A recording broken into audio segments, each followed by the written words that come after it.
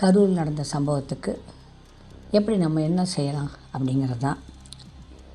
விடை தெரிந்த கேள்விகளுக்கு துணிவதல்ல வாழ்க்கைங்க. விடை தெரியாத கேள்விகளுக்கும் விடை சொல்ல துணிவதே வாழ்க்கை அப்படின்னாங்க.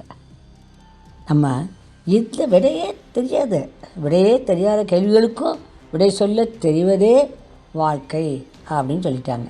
இதை புரிஞ்சுக்கணும். நீங்கள் எப்படி நடந்துச்சு, ஏன் நடந்துச்சு, அதெல்லாம் நம்ம தொலைச்சிருக்க விட நம்ம என்ன பண்ணலான்னு மட்டும் யோசிக்கணும். அந்த ஆத்மா சாந்தி ஆகணும். அவளுடைய ஆத்மாவும் 3 நாள் அங்கே தான் இருந்திருக்கும். ஆன்மா 3 நாளைக்கு அப்புறம்தான் அந்த ஆன்மா பயணம் தொடரும். அதுக்கப்புறம் ஏன்னா எனக்கு லேட்டாக தான் தெரிய வந்துச்சு.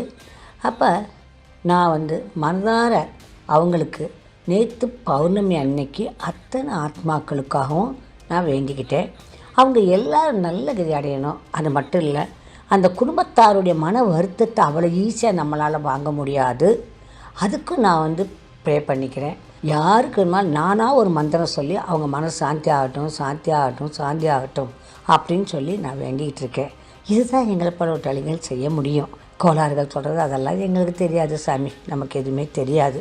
அதனால் எல்லா மக்களும் அதை நீங்கள் அவங்களுக்கு என்ன செய்யலான்னு யோசிங்க. அவங்க எல்லாருக்கும் என்ன பண்ண முடியும் நம்மளால்? அந்த ஆத்மா சாந்திக்கும் அந்த குடும்பம் மனசு சாந்தி முக்கியம். ஆத்மா சாந்திக்கு நம்ம என்ன பண்ணாலும் அதை ஏற்றுக்கிறோம்.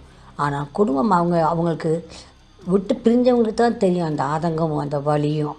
அந்த வலிக்கு அவங்களுக்கு சூதனியாக நம்ம இங்கேருந்து நம்ம ஆசீர்வாதம் பண்ணால் அவங்க எல்லாருக்கும் அவங்க மனசுக்கு ஆசீர்வாதம் பண்ணக்கூடிய தகுதி உண்டு. அதனால் எல்லாரும் அந்த மனிதர்களுக்காக கொஞ்சம் நினச்சி நீங்கள் எல்லோரும் மனசாந்தியாக இருங்க, மனசாந்தியாக இருங்க, மனசாந்தியாக இருங்கன்னு சொல்லிவிட்டு 3 தடவை சொல்லுங்கள். அதுவே போதும். அப்படி ஒரு 7 நாள் சொன்னீங்கனாலே அவங்க மனசு சாந்தி ஆகும். இதை மட்டும் செய்ய முயற்சி பண்ணுங்கள். ஓகே கண்ணுங்களா? நம்மளாம் பாருங்கள், கஷ்ட நஷ்டங்கள் எல்லா மனிதர்களுக்கும் இருக்குது.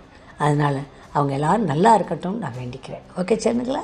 சம்பவம் நடந்த 21ஆவது நாள் அந்த ஸ்பிரிட்டெல்லாம் சாந்தி அடைஞ்சு நல்ல பிறவிக்கு போகணும் அப்படின்னு சொல்லி நாங்கள் ஒன்று பண்ணுவோம். அதை நாங்கள் கடந்த 33 வருஷமாக பண்ணிகிட்ருக்குறோம்.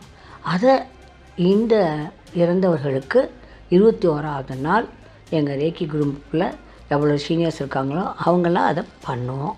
அதை பண்ணுறதுக்கு நாங்கள் எல்லோரும் ரெடியாக இருக்கிறோம். பண்ணால் அவங்களுக்குலாம் நல்ல வாழ்க்கை அமையும்.